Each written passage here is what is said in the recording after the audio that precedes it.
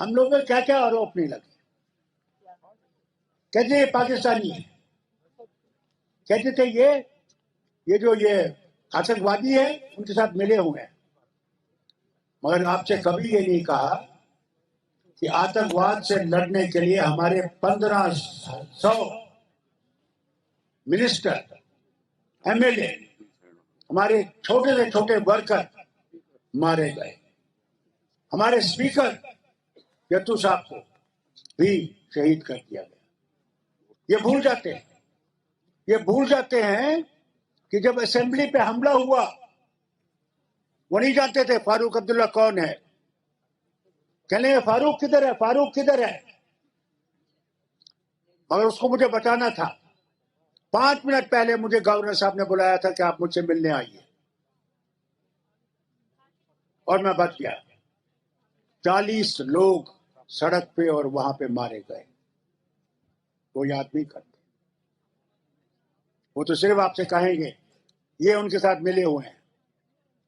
بھیا ہم لوگ بھارتی تھے, ہندوستانی تھے, ہندوستانی ہیں, اور ہندوستانی مرے گے. اگر ہم نے پاکستان جانا ہوتا تو ہم 47 میں جاتے, کوئی نہیں روک سکتا تھا, کوئی نہیں.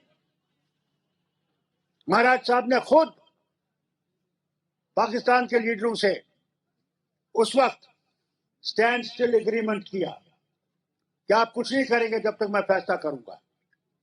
انہوں نے اس وقت ہندوستان کی حکومت, جواہر لال جی اور دوسرے ماؤنٹ بیٹن وغیرہ سے بھی کہا تھا مجھے وقت دیجیے میں فیصلہ کروں. مہاراج صاحب نہیں چاہتے تھے نہ ہندوستان میں جانا نہ پاکستان میں جانا. وہ چاہتے تھے یہ جموں کشمیر آزاد رہے. پاکستان نے اتنے وقت پہ حملہ کر دیا. میں اس پر نہیں جاؤں گا. مگر تب سے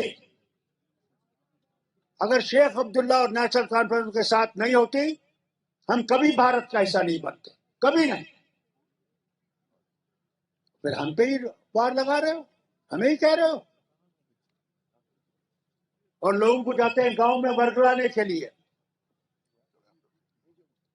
یاد ہے آپ کو ایک قانون آیا تھا کہ جو وہاں چلے گئے ہیں وہ آ سکتے ہیں, اپنے گھر بس سکتے ہیں. آیا تھا. اس وقت کیا ہوا, اس وقت ہر گاؤں کے اندر ان کے لوگ گئے,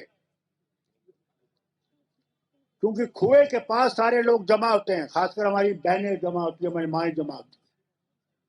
وہاں پہ پھیلایا یہ پاکستانی آئیں گے, آپ کے زمینوں پہ قبضہ کریں گے, آپ کے گھروں پہ قبضہ کریں گے.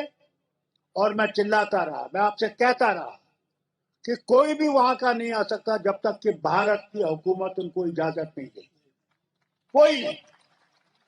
بتائیے کوئی آیا, کوئی بسا, کسی کو زمین سے نکالا, کسی کو گھر سے نکالا. مگر لوگوں کے اندر ایک نفرت پھیلائی, یہ ہوگا.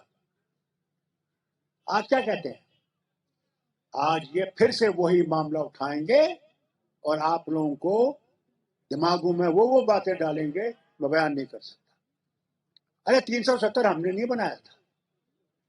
یہ مہاراجا جموں کشمیر مہاراجا بہادر ہری سنگھ جی نے لگایا تھا 1927 میں.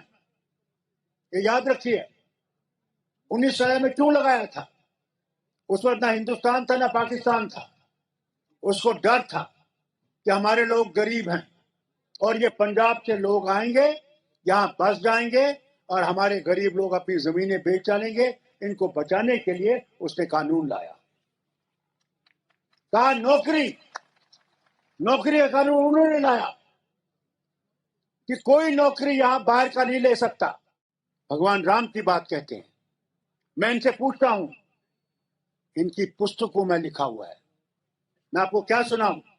میں جب میڈیکل کالج میں پڑھتا تھا تو ایک بوڑھی ماں, اس کا بیٹا میرے ساتھ ڈاکٹری پڑھتا تھا, تو ہم دریا گنج میں رہتی تھی.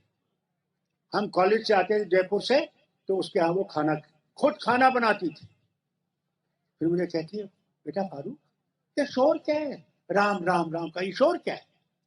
میں نے کہا ماں میں تو مسلمان ہوں, میں نہیں جانتا. चलिए बेटा, भगवान राम जो है वो हमारी पुस्तकों में लिखा है, वो विश्व के राम है। अगर भगवान राम विश्व के राम है तो वो हम सबके राम है, वो अंग्रेजों के, रूसों के, जो भी दुनिया में रहते हैं उनका राम है, विश्व का राम।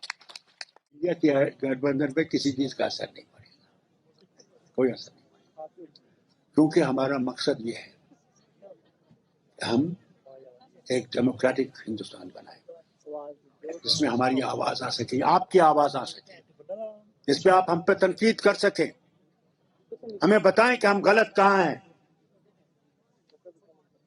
उस हिंदुस्तान को हम बनाना चाहते हैं जिस हिंदुस्तान में हिंदू, मुसलमान, सिख, ईसाई जो भी हैं वो भाई भाई की तरह रहें और भाई भाई की तरह तरक्की करें। उस हिंदुस्तान के लिए इंडिया लड़ रहा है। इंडिया इसके लिए नहीं लड़ रहा है कि मैं कुर्सी पे बैठूंगा।